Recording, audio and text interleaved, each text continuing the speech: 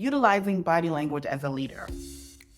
Now, this is something that I've had to learn and to grow into.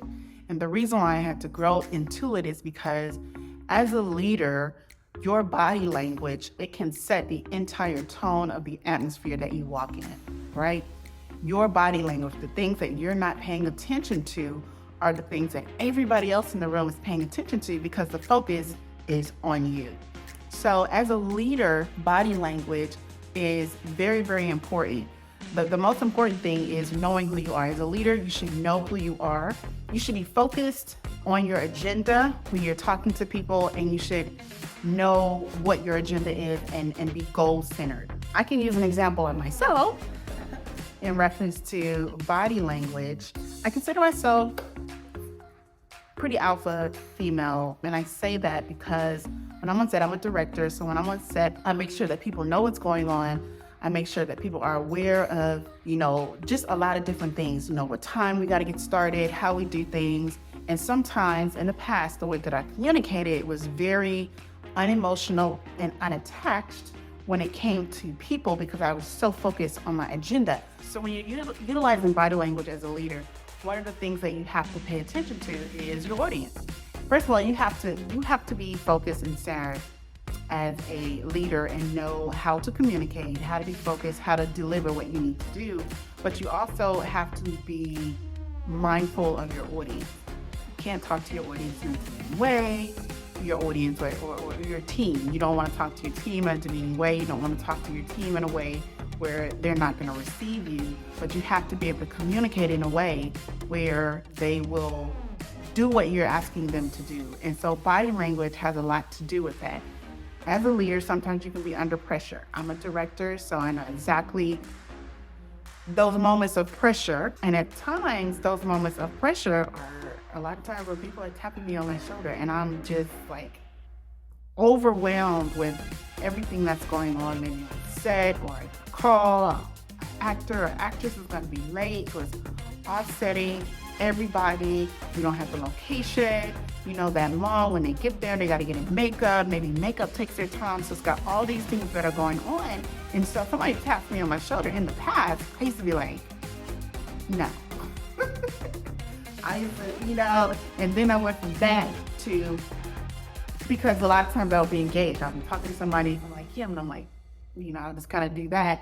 And so then I learned that was kind of offensive. And so then I'll just, turn to them and say, you give me a second, give me a moment, I can get with you in 1 second. Sometimes they would try to get it in while I'm saying, give me a moment. And so I had to learn how to deal with pressure and not allow it to, number one, show up in my face or allow me to come up in a way where I cast them aside because they were being too needy in that moment when I had so many things going on. As a leader, it's important that you definitely communicate that you're running the show, but that you're running the show in a way where you respect your people. You're running the show in a way where they feel open, and you want to be open for them to communicate with you and not afraid of you. At times I felt like I heard people say, I'm kind of afraid to say anything to you. And it's like, no, it can't be that because you may need information from me. So I had to look at myself as a leader and say, well, what am I giving off? And it had everything to do with body language. What am I communicating where people feel like they can't come to me? And so as a leader, you have to do a lot of self-reflecting and make sure that you're communicating in a way where you can get your people to engage with you, even under pressure, even when there's situations where it's uncomfortable. I was on set one time and we had been working for well over 12 hours. And one of the actors was just very, very tired. And so they basically just said on set in front of everybody, I can't finish, there's a lot going on, we need to do this and do this and do this.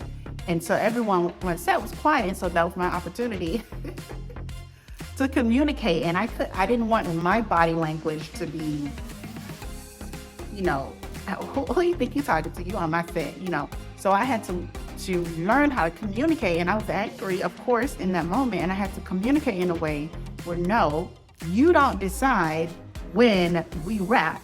I decide when we wrap. If you are tired, we can give you 5 minutes. You can go and get coffee, whatever you need to do, but we have to finish this scene. This is the last scene of the night. We're going to finish it. Get what you need to whatever. So I had to learn how to communicate those things in a way, but it wasn't easy because that was very inappropriate. And then by the end of that day of shooting, that actor came back and said, I apologize for how I came off. And I said, I get it.